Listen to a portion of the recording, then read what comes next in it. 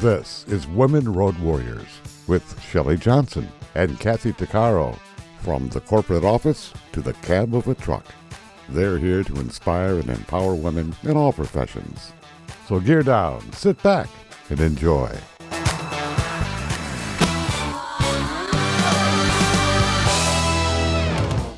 Welcome. We're an award-winning show dedicated to empowering women in every profession through inspiring stories and expert insights. No topics off limits on our show. We power women on the road to success with expert and celebrity interviews and information you need. I'm Shelley. And I'm Kathy. Imagine going to law school and during a mock trial, realizing you'd missed your calling. You really wanted to act. That's exactly what Marie Wetherell realized as she attended the University of Idaho College of Law. She decided she wanted to play strong female characters in the movies. Marie's off to an impressive start in her recent role as the tarred and feathered woman in Taylor Sheridan's 1923, a TV series which is the prequel to Yellowstone. Wetherell's projects have also included the film Croatoan, a thriller centered around the mysterious historical disappearance of the Roanoke colonists. Marie plays Mary, the ex-wife of Dean Richardson, played by Britt Bankhead, in a film directed by Britt Bankhead. Marie's passion for acting is deeply rooted in her fascination with strong female characters. Inspired by Nicole Kidman's performance in The Interpreter and Jessica Chastain's portrayal in Zero Dark 30, Marie initially pursued careers related to those roles, which included participating in Model United Nations, earning a law degree, and lobbying at the Idaho State House. Marie comes from a prominent political family in Idaho whose influence was part of why she decided to go to law school. We have Marie on the show with us to learn more about her trajectory. Welcome, Marie.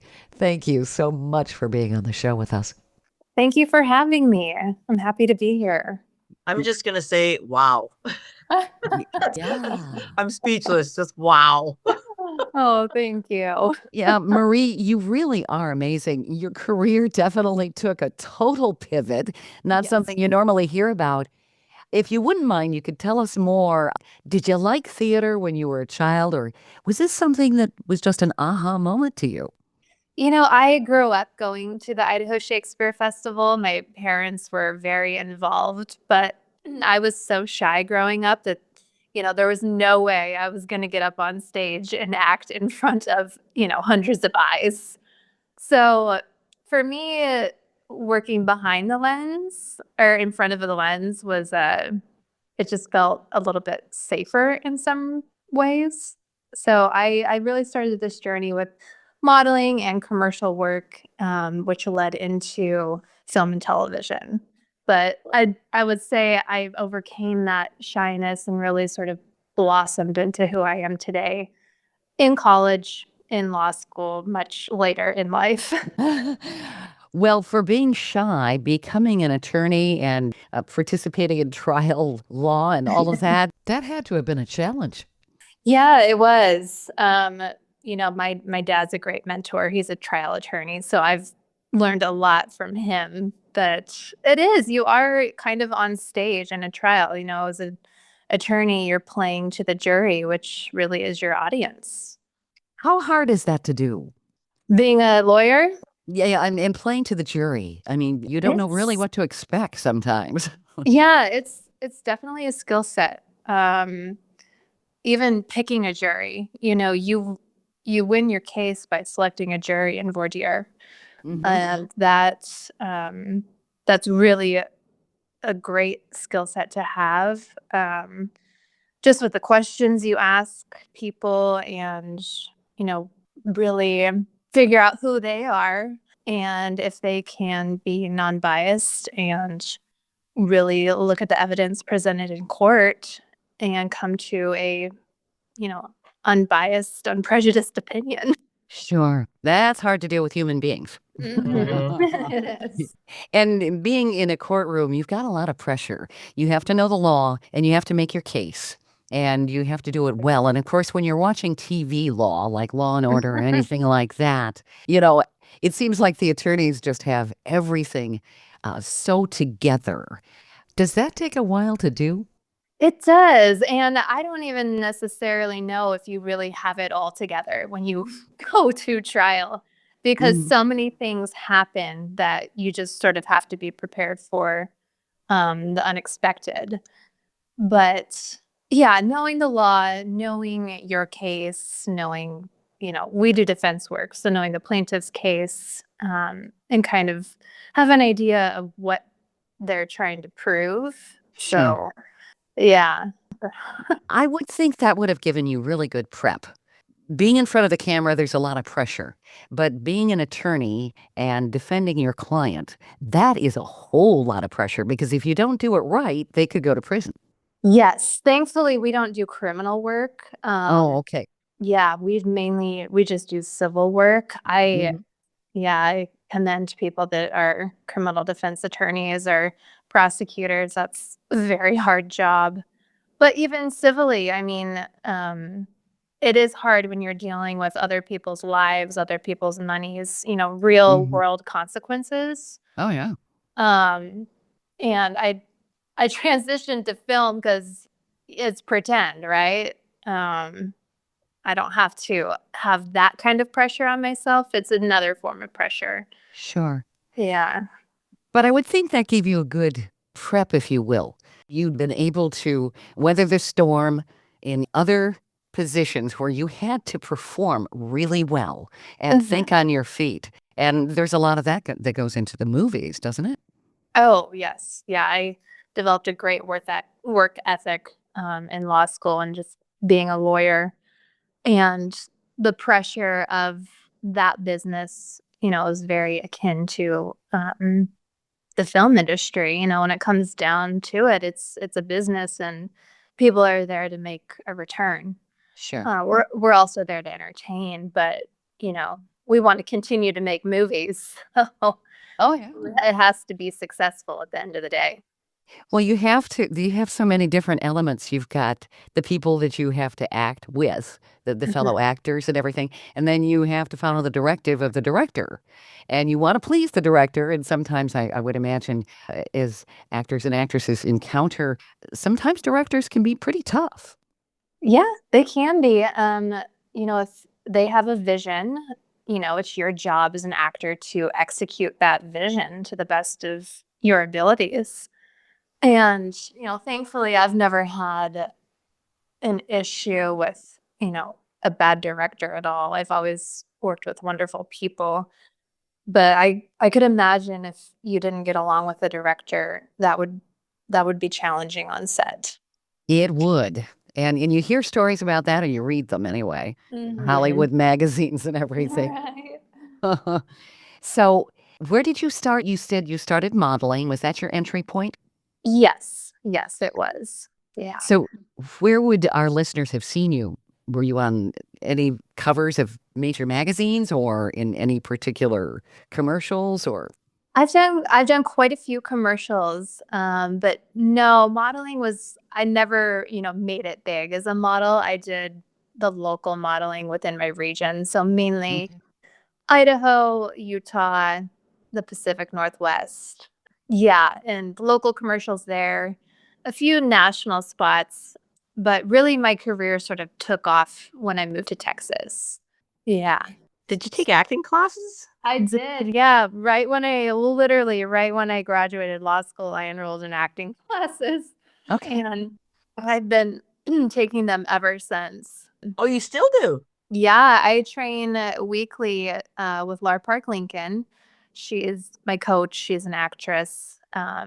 She was in the Friday the 13th series, Knots Landing. Oh, neat.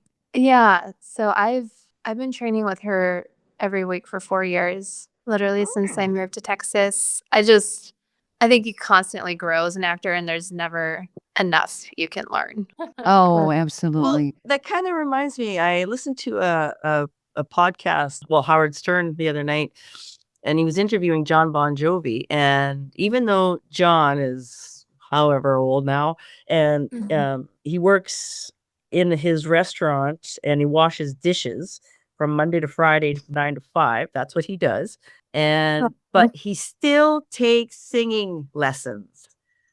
Still to Yeah. this day, Yeah. even though as big as he is and all this stuff, he says, no, there's always something more to learn. And you got to keep working on yourself and Yeah. not let your ego think that you have it all. Right. Yeah. Yeah. Yeah. So I thought that was pretty impressive. Mm-hmm. It is. Yeah, I 100% agree with that. Stay tuned for more of Women Road Warriors coming up. Dean Michael, the tax doctor here. I have one question for you. Do you want to stop worrying about the IRS? If the answer is yes, then look no further. I've been around for years, I've helped countless people across the country, and my success rate speaks for itself. So now you know where to find good, honest help with your tax problems. What are you waiting for? If you owe more than $10,000 to the IRS or haven't filed in years, call me now at 888-557-4020 or go to mytaxhelpmd.com for a free consultation and get your life back. Industry movement Trucking Moves America Forward is telling the story of the industry. Our safety champions, the women of trucking, independent contractors, the next generation of truckers, and more. Help us promote the best of our industry. Share your story and what you love about trucking. Share images of a moment you're proud of. And join us on social media. Learn more at truckingmovesamerica.com.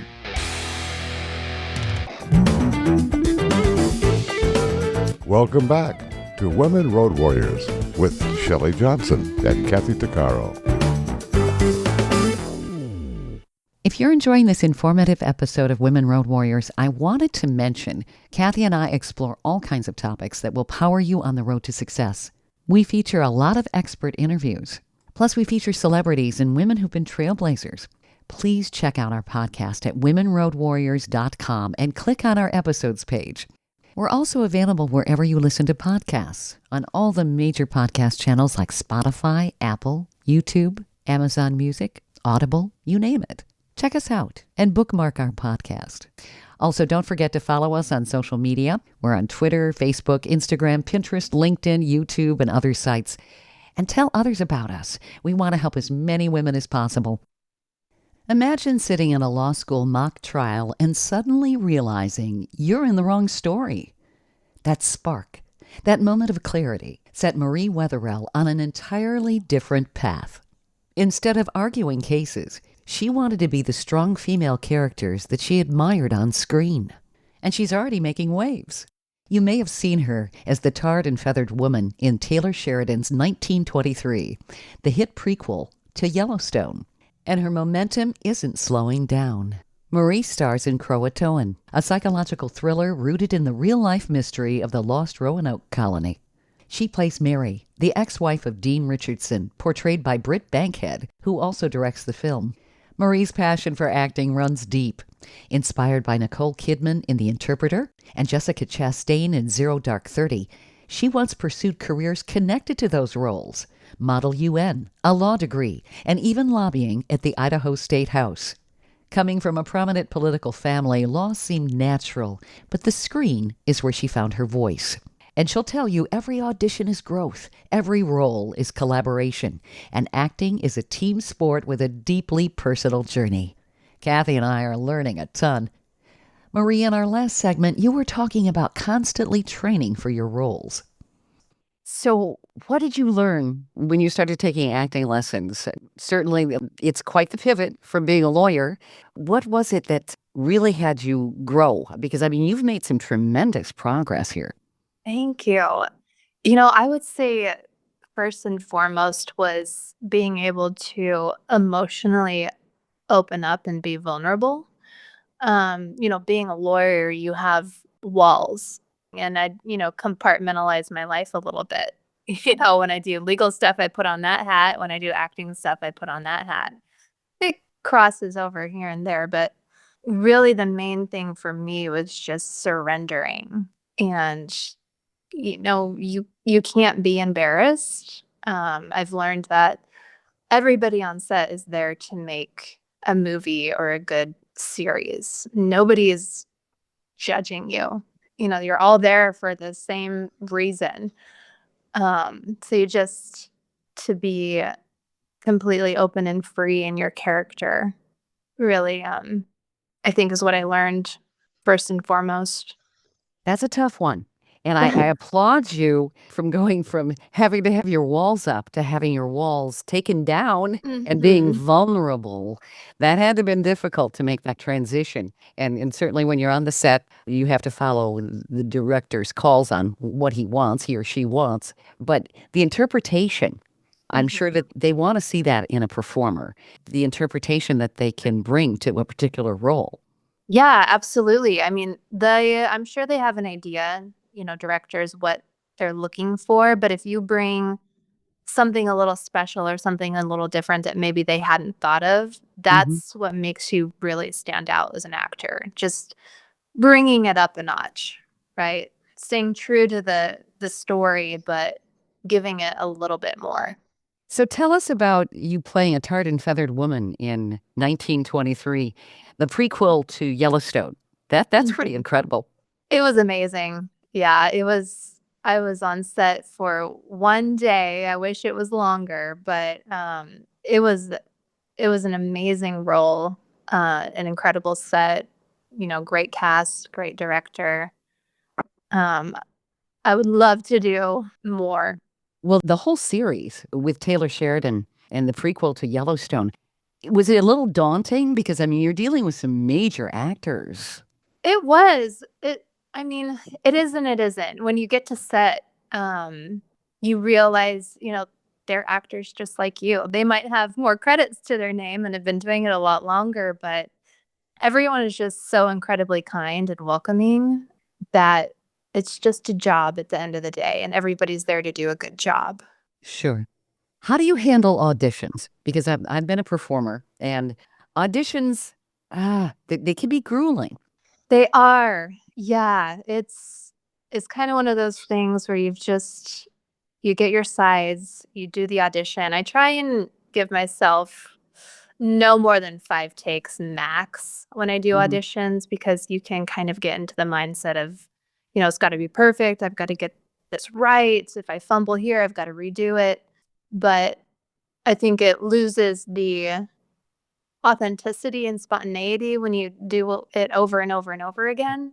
Um, so I limit myself with how many takes I do, and then, I send it in, and you kinda just have to forget about it to an extent and just move on and keep auditioning for other projects, and if you get a call back or if you book it, wonderful, but I can't dwell on it, and I always tell myself, the role that I'm auditioning for, it might not be the role that they have in mind for me, so you're never really auditioning for the role that you're going for. There's so many roles they've gotta cast in Sure. projects, and I just try and make a good impression every time, so casting directors remember me. I wanna have great relationships with casting directors and even directors and producers. If it's not this project, it might be a next one, right? Yep.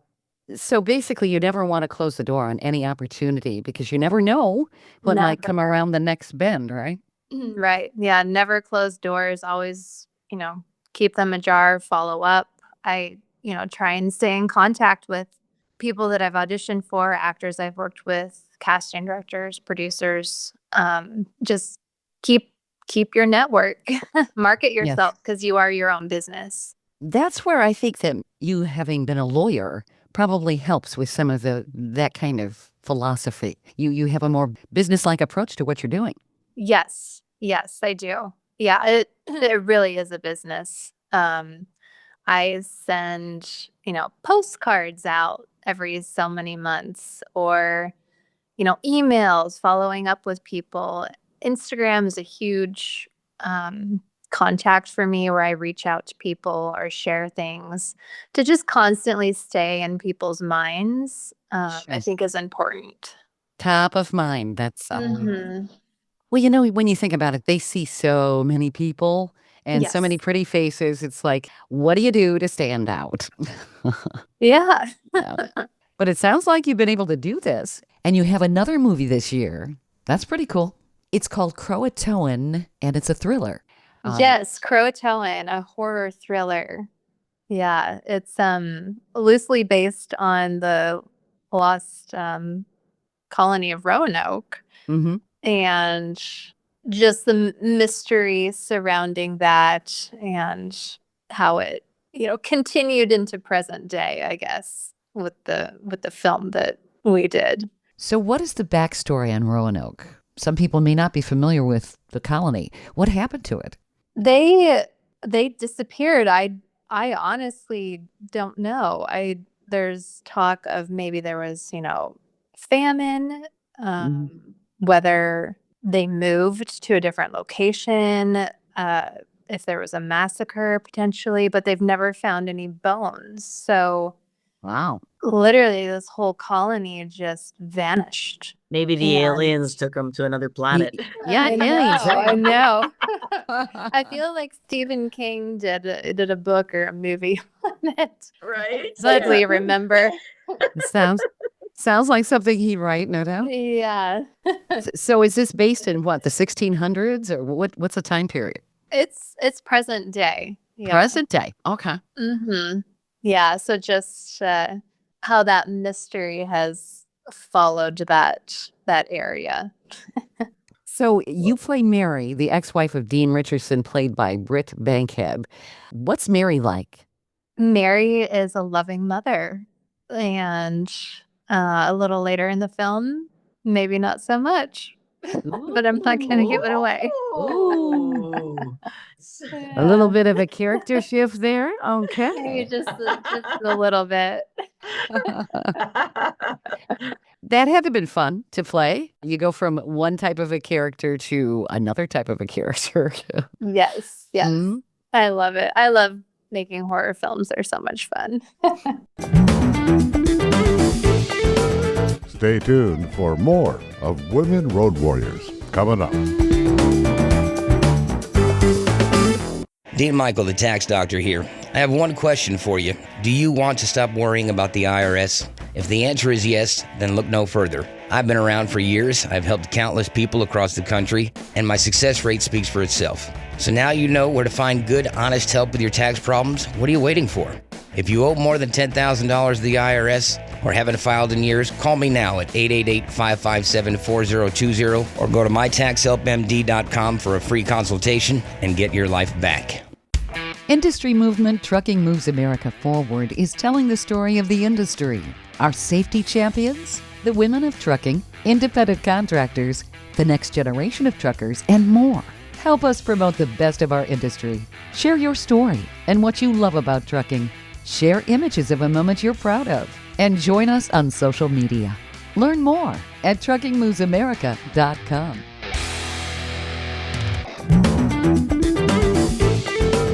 Welcome back to Women Road Warriors with Shelley Johnson and Kathy Tuccaro.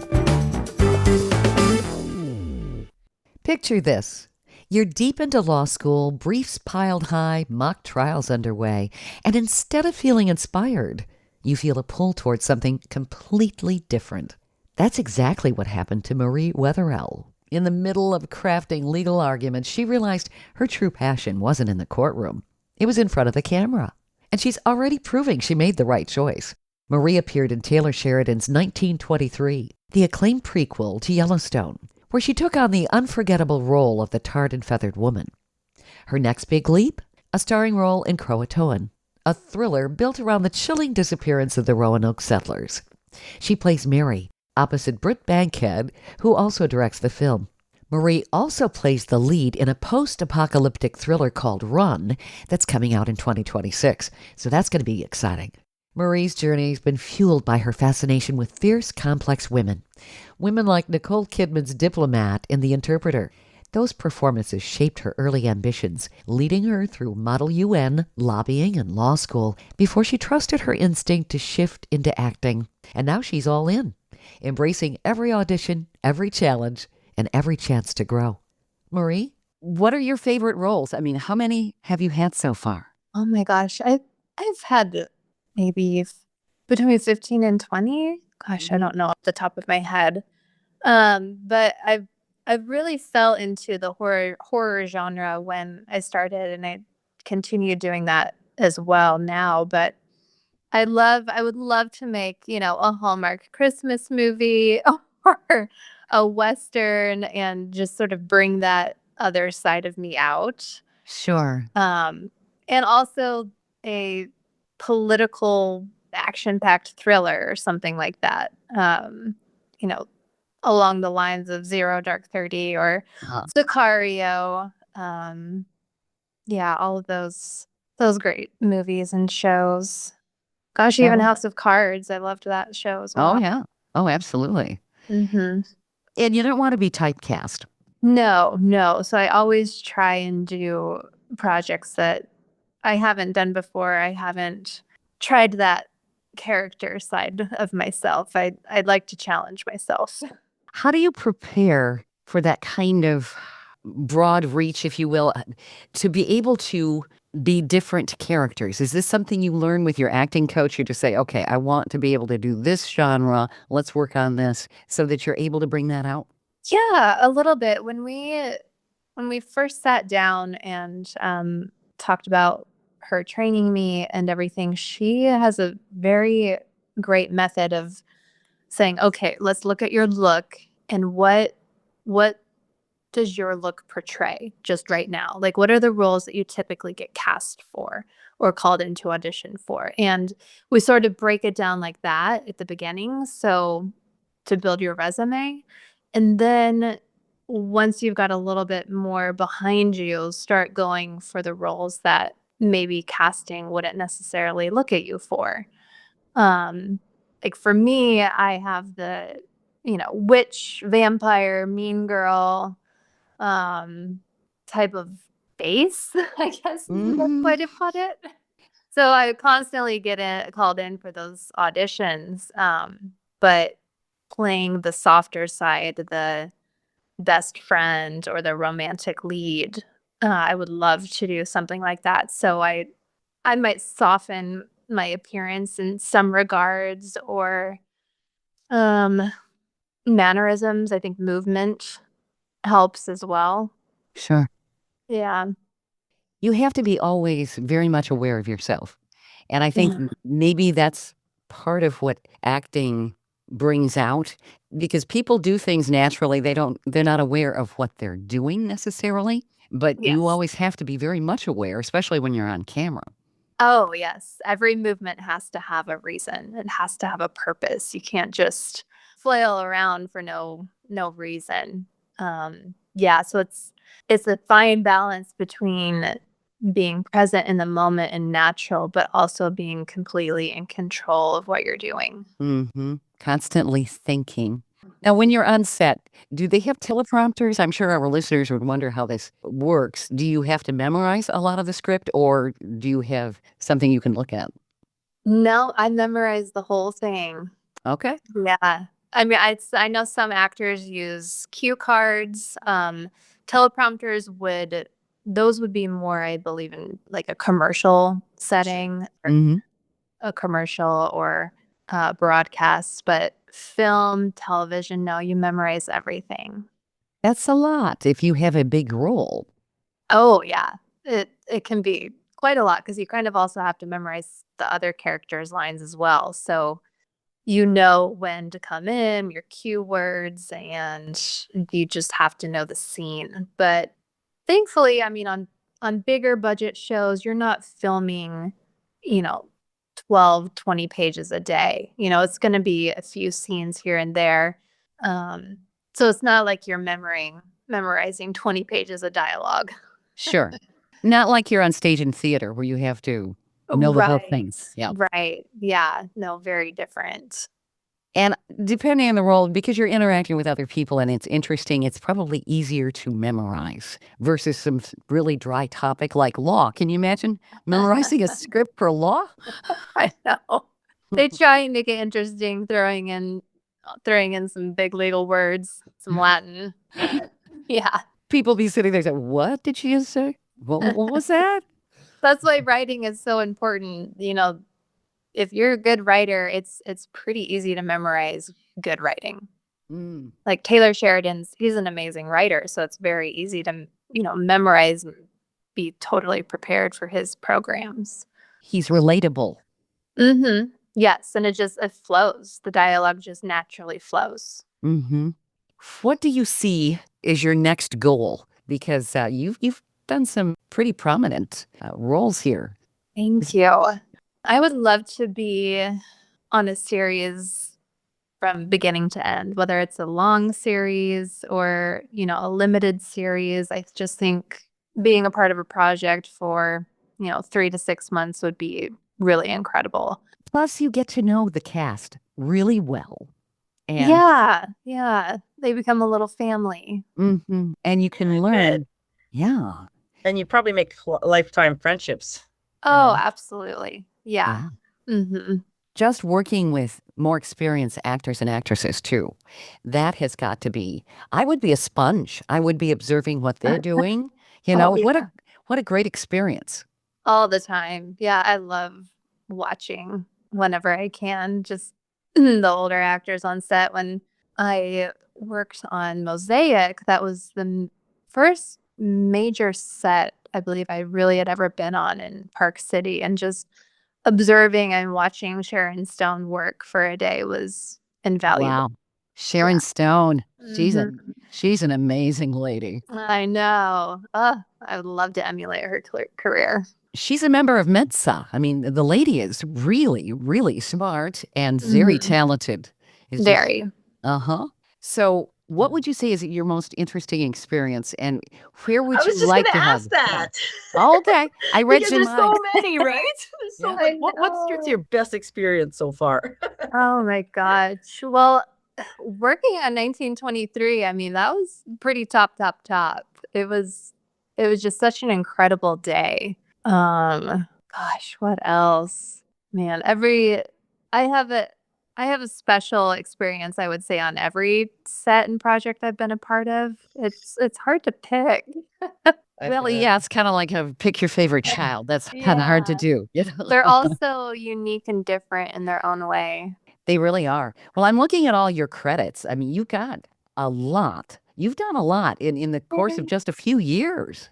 Yes. Yeah, I have to remind myself that sometimes, you think, gosh, this is taking forever. And then you sit down and look, and it's like, well, I really started this journey to be a full-time professional actor in 2019, right before COVID happened. And, when I moved to Texas at the beginning of 2021, end of 2020 was, I would say, really when my acting career and journey started. So it's been what, 4.5 years, 5 years?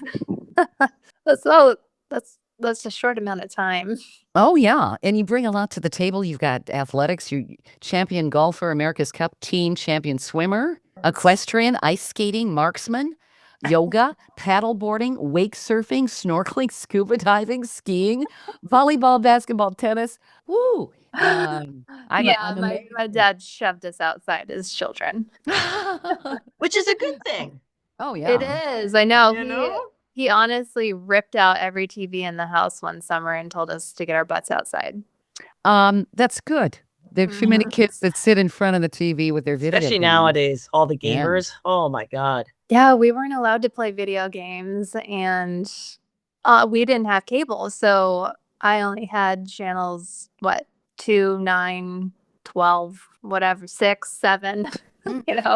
Kind of like people 60 years ago. Yeah. I didn't grow up with cable at all, so. Would you say that gave you an advantage, maybe more with your imagination and doing things that are more innovative and really growing as a person? Yeah, absolutely. Yeah. I would think so too. Yeah. Mhm.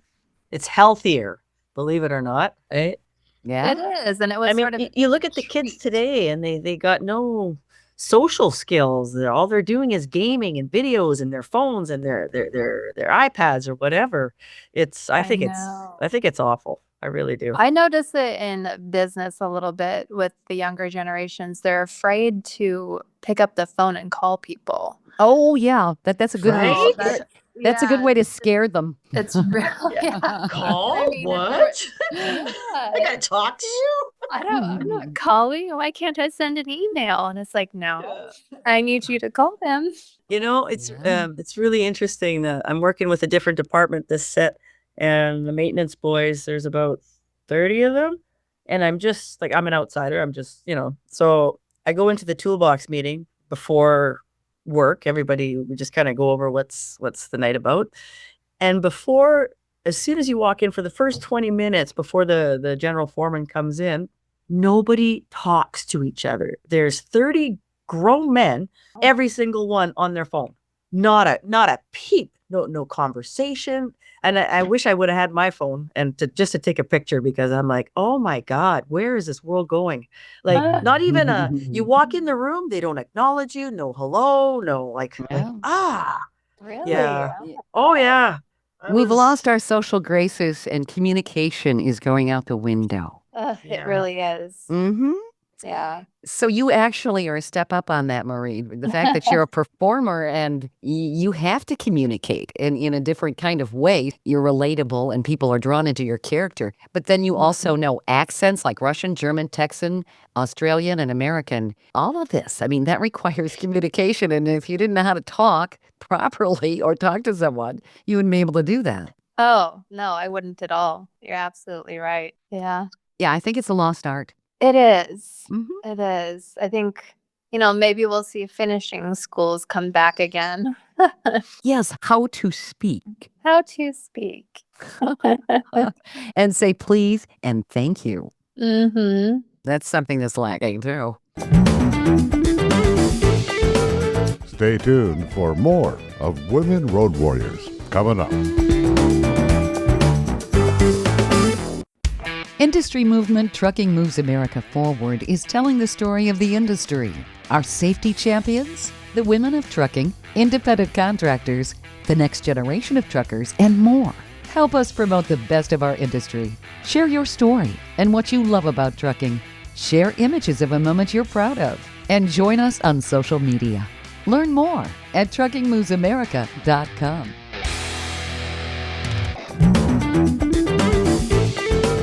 Welcome back to Women Road Warriors with Shelley Johnson and Kathy Tuccaro. Some people spend years searching for their purpose.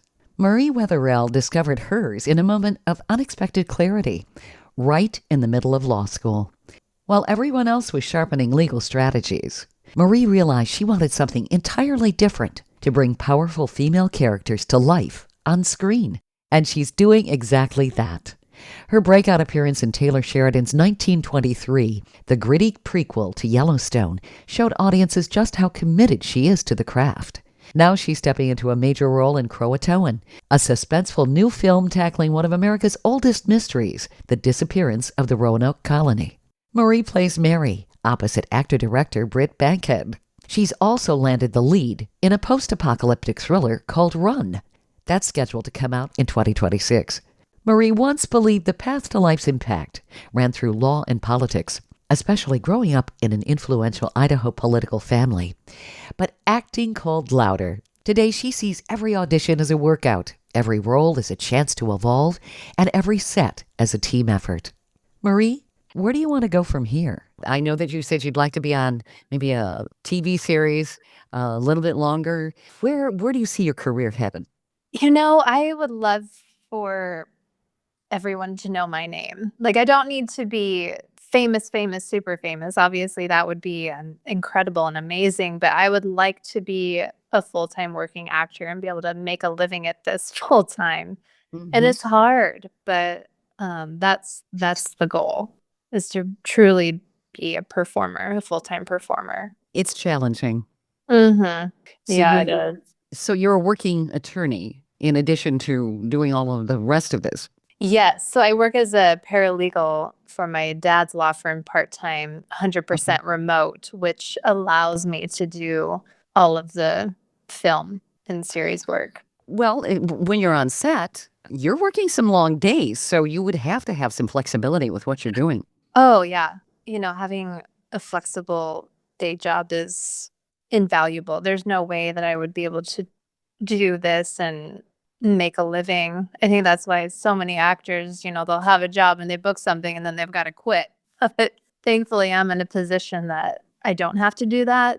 My parents fully support me and understand if I book something and have to take off for weeks or months at a time, I just do it. That's cool. They have that kind of flexibility.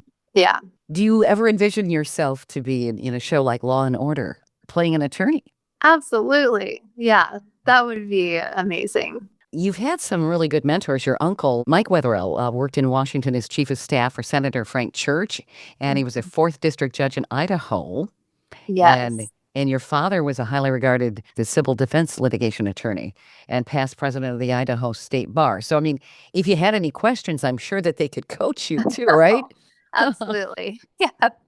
I have many mentors and contacts that if I had a question about law and politics, I could call. Because it seems like shows like Law and Order, a lot of the attorney shows are still really popular. They are. Yeah. It's the drama. It is the drama. And then when you actually hire a real life attorney, it's like, how come my real life attorney's so boring, right? I know. They expect all of us to be so mean and cutthroat, but in the end, we're really not, we just do a good job. Well, and that's what you want, absolutely. The attorney that's going to get you the results you need. I grew up watching Matlock. Oh, okay. Yeah, that says my age. Well, my dad loves watching Rumple, those old shows. Oh, Rumple the Bailiff, yes. Yeah, my dad loves that. And his phrase when he was talking about his wife, she who must be obeyed. Oh, my dad says that all the time. Does he? About my mom. Oh, that's funny. Oh. So where can people see you? My work? Mm-hmm. I have some shows on Prime. Gosh, where else? I think all of them are on Prime by now. Amazon. Ghost. Yeah. And in which shows are those? I know Ghost Party is on Prime. Bad Bitch is actually coming out on Prime. Ooh, do you play the lead or? I would say a supporting lead. Okay. I'm a mean girl. Mean girl. I'm not Okay. very nice.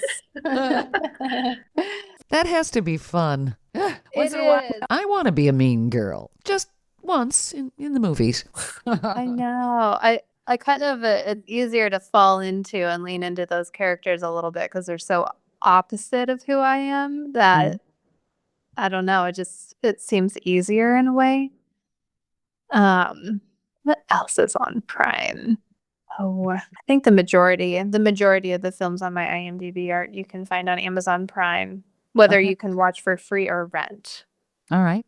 Yeah. And people can also check you out at your website, which is mariewetherell.com.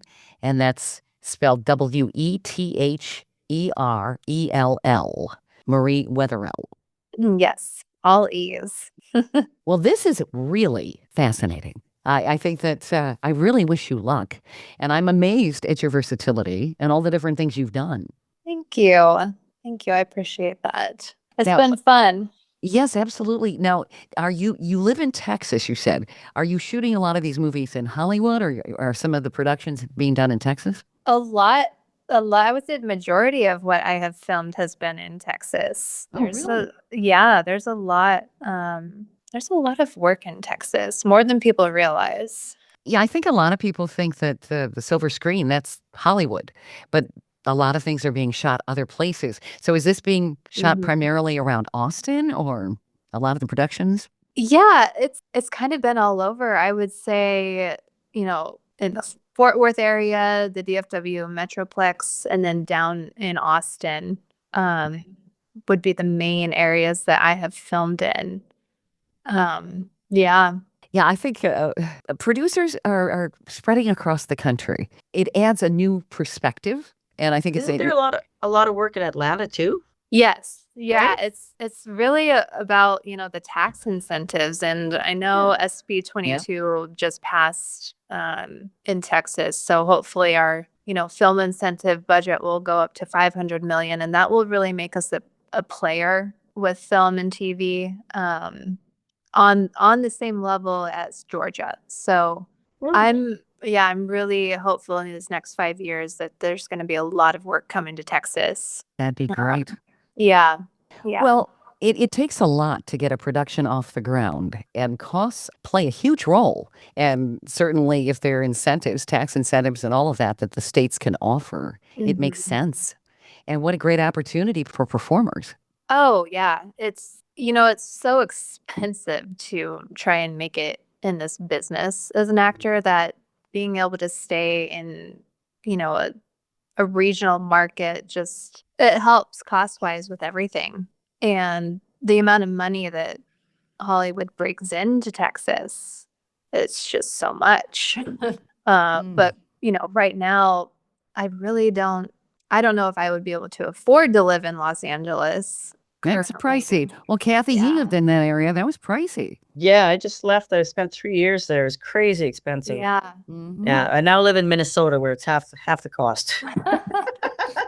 Yeah, it's almost, I would do a 6-month on, 6-month off. I've got family friends that live out there that let me stay with them anytime I'm filming anything. But I don't know if I could afford to permanently move there at this time. That's why it's just so great that they're taking their projects elsewhere. Mm-hmm. This gives tremendous opportunities for really talented people to get their feet wet, cut their teeth on something, hone their craft. And Yeah. And actors in Texas, we are just as good as actors in LA. that's right. Absolutely. Well, I definitely wish you luck and encourage people to check you out on Amazon Prime. And of course, your website, mariewetherell.com. When I first saw your photo, I'm like, I have seen her before. I mean, you've got a very recognizable face, which is great. Thank you. Thank you. Well, I'd love to see you as a lawyer on one of the big TV crime shows. And I can sit back and say, we talked to her. Yeah, we had her on our show. That's right. That would be amazing. Yeah, wish you all the best, honestly, Yes. and just up and keep rising up. Yes. Thank you. Before you go, do you have some nuggets for maybe our listeners who are aspiring performers? What do you recommend? Because I know that you kind of took a pivot. Most people don't, but some of the elements are still pretty consistent as to what people need to do. Yeah, I would say, definitely enroll in some form of acting class and, start small and see if you like it. See if this is something you really want to do because it's a lot of hard work. But get involved in your local community, whether it's student films or those 48-hour, competitions, network, meet people, and just go out and film, make movies, have fun. Yeah, and just if it is something you truly do want to do and pursue professionally, find a coach or a class that you enjoy. That's something I learned, taking acting classes is kind of like going on dates. You might not really mesh with the teacher or vibe with the environment, and you don't have to stay. You can try another class or a different coach. So I learned that, and I would definitely recommend that. Yeah, you Try many different coaches and classes. good idea. Yeah, you don't always get the right vibe with a coach, and I think that's important to be able to bring the best out in you. You have to respect the coach, and also they need to respect you and be able to bring the best out in you. Yes, it's very much a two-way relationship. Hmm. And it really is. Yes, and you may not always like what they have to say, but you Right. have to kind of bite your tongue and say, "Okay, let's try it this way and see what happens." Yeah, you Why not? have to be flexible, Mhm. be able to take direction and be coachable. I guess my dad would always tell me I'm very coachable. And I think that helps with acting. Absolutely, and that makes directors' jobs a whole lot easier too. Yes. Yeah. But they can change things last minute and you've got to just be able to roll with it. That's right. Yep. Be coachable, not be a prima donna who doesn't want to listen. No, right? No, Mhm. never. Right. This has been wonderful, Marie. Thank you so much for being on the show. Yes, thank you. Thank you. Thank you for having me. It's been great. We'll have to do it again. Absolutely. Good luck, and we wish you great success. Thank you so much. We hope you've enjoyed this latest episode.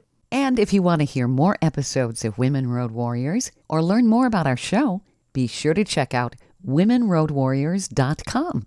And please follow us on social media. And don't forget to subscribe to our podcast. On our website, we also have a selection of podcasts just for women. There are a series of podcasts from different podcasters. So if you're in the mood for women's podcasts, just click the Power Network tab on womenroadwarriors.com. You'll have a variety of shows to listen to anytime you want to. Podcasts made for women. Women Road Warriors is on all the major podcast channels like Apple, Spotify, Amazon, Audible, YouTube, and others. Check us out. And please follow us wherever you listen to podcasts. Thanks for listening. You've been listening to Women Road Warriors with Shelley Johnson and Kathy Tuccaro. If you want to be a guest on the show or have a topic or feedback, email us at sjohnson@womenroadwarriors.com.